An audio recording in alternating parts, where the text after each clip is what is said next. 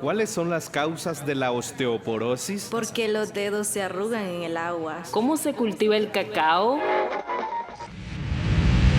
Presentamos Oigamos la Respuesta, el podcast de preguntas y respuestas del Instituto Centroamericano de Extensión de la Cultura, ICQ.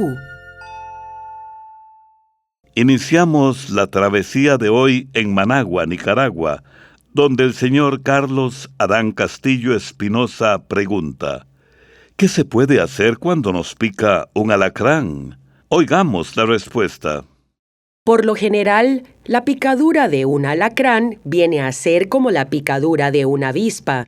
Cuando un alacrán pica, inyecta una sustancia que causa una reacción alérgica. A la mayoría de la gente se le pone roja la piel, se le hincha un poco y le duele bastante. Por eso, ante una picadura, los médicos recomiendan lavarse el piquete con agua y jabón, ojalá con agua bien fría. Si el aguijón quedó incrustado en la piel, hay que raspar esa zona con el borde sin filo de un cuchillo. Eso sí, hay que hacerlo con mucho cuidado, pero nunca con pinzas o algo que pueda exprimir el aguijón y echar más veneno. Después se tiene que lavar suavemente la herida con agua y jabón. Además, se pueden poner pañitos de agua fría o hielo si lo tienen disponible. Por otro lado, es muy importante tener presente que algunas personas, cuando las pica un alacrán o una avispa, tienen una reacción alérgica más grave. Suele suceder que en pocos minutos el cuerpo se les hincha, se les adormece en algunas partes, pueden tener mareo, vómito y dificultad para respirar y algunas veces parálisis pasajera. En estos casos, una picadura de alacrán es muy peligrosa y puede resultar fatal. Las personas que son muy alérgicas no deben ponerse nada, sino que deben irse cuanto antes a un hospital para que les den el tratamiento necesario. Las picaduras de alacrán, por lo general, son más peligrosas en niños muy pequeños, en ancianos y en personas que tienen diabetes, problemas de circulación, asma y presión arterial alta. Estas personas deben estar atentas a cualquier reacción exagerada, para que, de ser necesario, se vayan inmediatamente al hospital. Por suerte, la mayoría de los alacranes que viven en nuestras tierras no son muy peligrosos, pero nunca está de más no usar leña alrededor de la casa y revisar la ropa y los zapatos antes de ponérselos. De esta forma, hay menos riesgo de pasar un mal rato debido a una picadura. No se pierda de enviarnos sus preguntas, no se pierda de enviarnos sus saludos, pero sobre todo esperamos nos envíen sus reportes de sintonía. Comuníquense a nuestro WhatsApp, código de área 506, número de teléfono 84 85 54 53. ¿Cómo se formó el mar? ¿De dónde salió tanta agua? Es la pregunta que nos llega desde Ocotal, Nueva Segovia, Nicaragua, hecha al WhatsApp del ICQ por el señor Pablo López. Oigamos la respuesta. Don Pablo, ante todo le damos la más cordial bienvenida a nuestra comunidad ICQ. Para explicar cómo se formó el mar, los científicos dicen que pudieron haber pasado varias cosas, pero ninguna es exactamente una respuesta a su pregunta de cómo se crearon los mares. Por ejemplo, unos científicos dicen que fue por los cometas y asteroides. Imagínese que en el espacio andan dando vueltas piedras y bolas de hielo. Las piedras son los asteroides, las bolas de hielo y polvo son los cometas. Estos cometas y asteroides cayeron a nuestro planeta hace muchísimo tiempo. Se deshicieron y dejaron grandes cantidades de agua en toda la superficie terrestre. Otros científicos opinan que, en realidad, en la Tierra ya había agua que estaba atrapada en algunos minerales. Los minerales son los materiales naturales que forman las piedras y los suelos, como por ejemplo las arcillas. Resulta que cuando la Tierra era un planeta muy joven, estaba extremadamente caliente y había muchos volcanes. Con las erupciones y el calor que salía, parte del agua que estaba en las rocas salió en forma de vapor y se acumuló en el aire. Muchísimo tiempo después, cuando la Tierra se fue enfriando, ese vapor que había quedado se convirtió en lluvia. La lluvia cayó durante millones de años y el agua se fue acumulando en las partes bajas del suelo, formando así los mares y los océanos. Como puede ver, don Pablo, todavía tenemos muchas preguntas sobre el origen exacto de toda el agua de los mares. Pero podemos decir que lo que sí saben los científicos es que los océanos se formaron hace miles de millones de años y han sido fundamentales para la vida en nuestro planeta. Envíennos sus preguntas al apartado 2948-1000 San José, Costa Rica. También nos pueden contactar al correo electrónico isq@isq.org o encuéntrennos en Facebook como Oigamos la Respuesta. ¿Sabía que el techo de la Capilla Sixtina muestra la historia de la creación del mundo? Fue pintado por Miguel Ángel, quien se basó en el relato del Génesis de la Biblia. Esta enorme obra la terminó cuando tenía 66 años y hoy es considerada una de las más importantes de todos los tiempos. Esto y más en Oigamos la Respuesta. Desde Costa del Sol, kilómetro 71.5 en La Paz, en El Salvador, el señor Reinaldo Padilla nos dice: ¿comer mucho mango eleva el azúcar en la sangre? Oigamos la respuesta. Don Reinaldo, le contamos que el mango, al igual que muchas otras frutas, contiene azúcares naturales. Cuando se consume, el cuerpo transforma esos azúcares en glucosa, lo cual puede aumentar los niveles de azúcar en la sangre.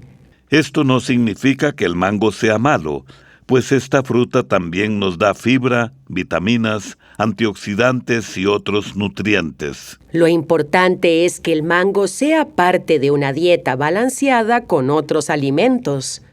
El único caso en que hay que tener más cuidado es cuando una persona ya tiene diabetes o problemas para controlar la glucosa de la sangre.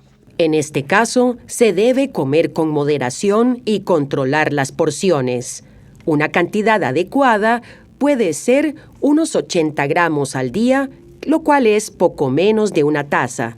Conviene comer el mango entero y fresco como postre después de una comida principal y que no esté demasiado maduro, pues cuanto más maduro esté el mango, más azúcar contiene. Así que, don Reinaldo, la cuestión es no tenerle miedo al mango, sino comerlo con medida, sobre todo si padecemos de diabetes. Como ocurre con todos los alimentos, la clave está en no excederse y en acompañar estas frutas con una dieta variada. www.isq.org. Esa es la dirección de nuestra página oficial. En el primer enlace, deslícese hacia el final del mismo y ahí encontrará todos los enlaces para comunicarse con nosotros. Desde San Marcos de Tarrazú, San José, Costa Rica, el señor Henry Chavarría nos pregunta al WhatsApp del ICQ: en el Cerro Quilambé, que queda en Huihuilí, departamento de Jinotega, en Nicaragua, ¿se pueden sembrar fresas? Oigamos la respuesta. Don Henry, primero que todo le damos la bienvenida a nuestra comunidad ICQ. Gracias por sintonizarnos. Le contamos que sí, el clima que tiene el Cerro Quilambé es muy favorable para cultivar fresas. Tanto la altura como la temperatura y las lluvias hacen que la zona tenga un clima fresco y húmedo, parecido al que buscan las fresas en muchas partes del mundo. De hecho, en el norte de Nicaragua, en zonas altas y frescas, ya hay experiencias de cultivo de fresa en Jinotega, en la zona de Santa Inés, en la carretera vieja Matagalpa-Jinotega. Ahí se producen cientos de libras de fresa a la semana. También se ha reactivado el cultivo en Madrid, con buenas cosechas para los mercados de Somoto, Ocotal y Estelí. Ahora bien, hay un detalle importante en el caso del Cerro Quilambé. Muchos de los suelos en el Cerro Quilambé son arcillosos y pantanosos, con problemas de drenaje y niveles altos de aluminio. Como la fresa no aguanta que las raíces estén encharcadas o en barro pegado, si el agua se queda mucho rato sin escurrir, la planta de la fresa se pudre. Por eso, lo que hacen muchos productores en Jinotega es sembrar en camas elevadas, es decir, en estructuras como montículos levantados para que no se encharque el agua y la tierra se mantenga suelta. También usan sustratos, por ejemplo, con fibra de coco y otros materiales, sin usar la tierra pesada. Usted podría pensar en comenzar con una prueba pequeña.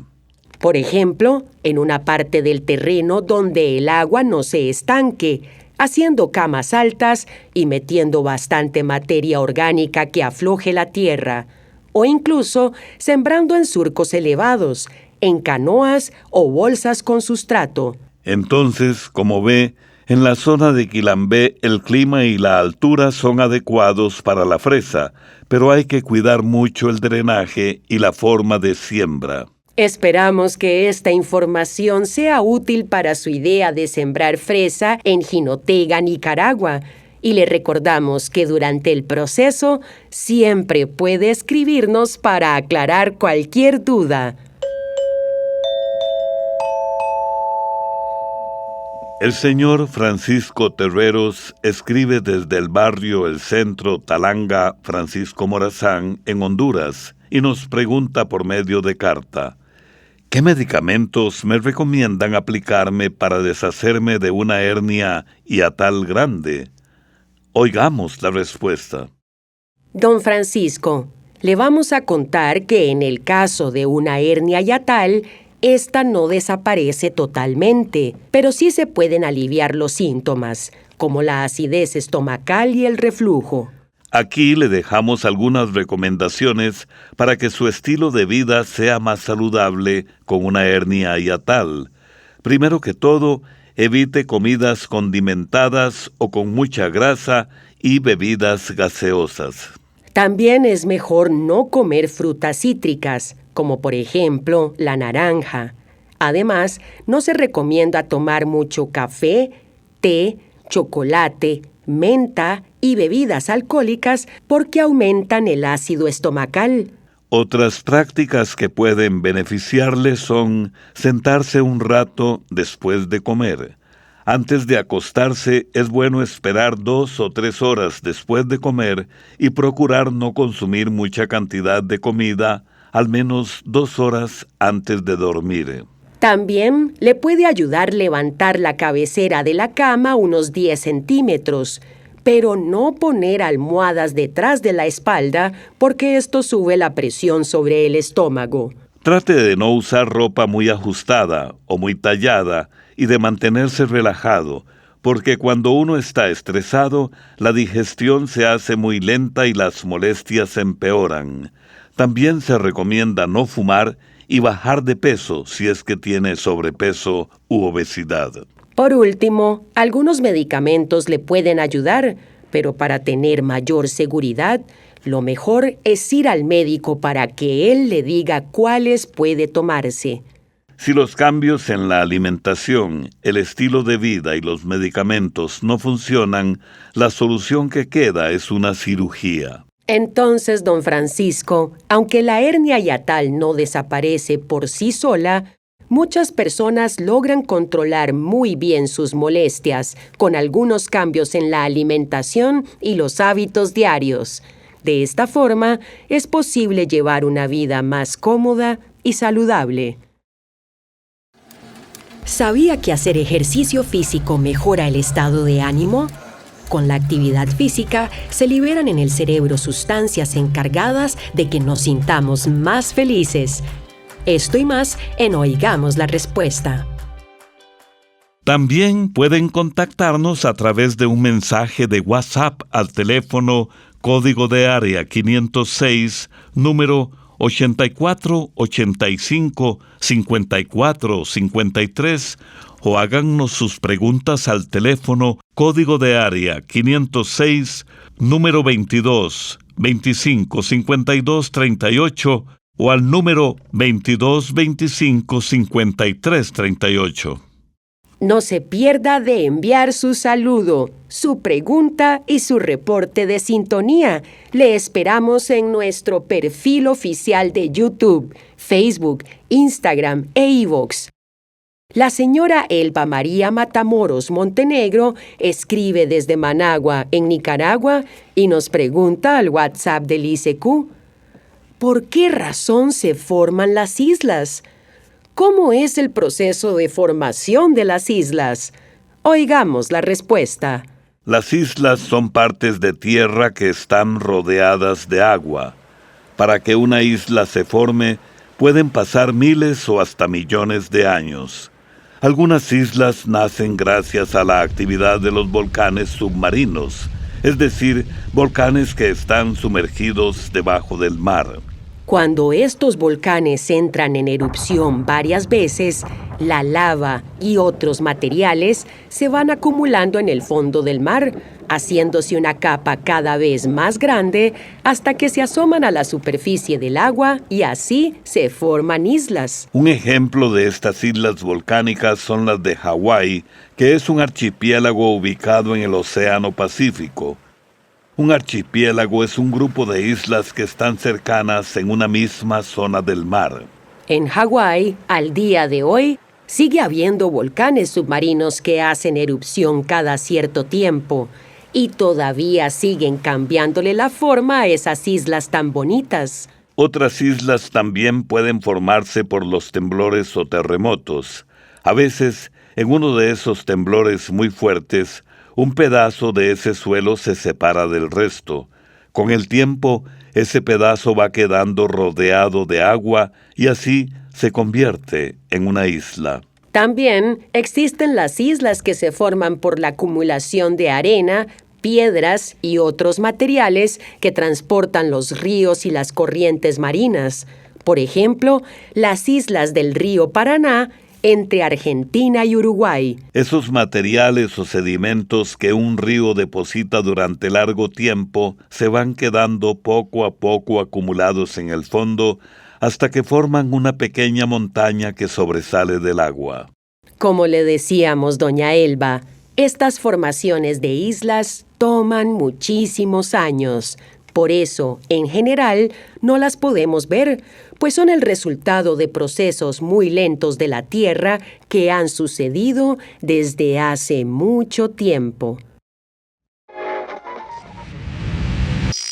Esto fue Oigamos la Respuesta, el podcast de preguntas y respuestas del Instituto Centroamericano de Extensión de la Cultura, ICQ.